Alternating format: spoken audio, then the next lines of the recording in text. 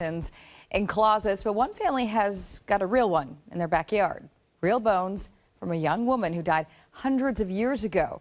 But what's even more frightening is the cost that comes along with finding these ancient bones. Cindy Palm with the story.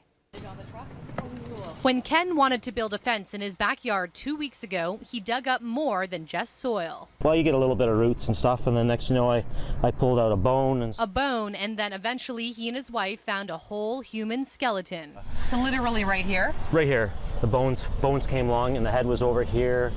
The groin area, wherever's here, and then the legs out here, and there's an arm out this way. They called police, who confirmed it was not a modern murder victim. So an anthropologist assessed the remains and tells me this was an Aboriginal woman, about 25 to 30 years old, who lived as far back as 400 years ago.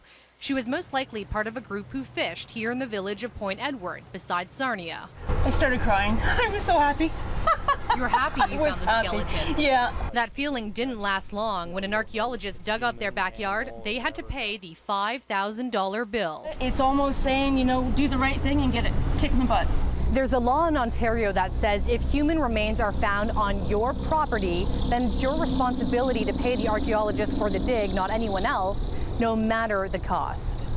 Any family in a situation wanting to do the right thing, it would certainly be disconcerting to think you could be faced with a bill like this. The region's MPP has tried to make sure they don't have to pay by reaching out to the ministry that deals with the handling of human remains. It is your responsibility to take on notifying the authorities and for the archaeological assessment. And now the couple feels others who come across human bones on their land won't say anything. And we have spoken to lots of people.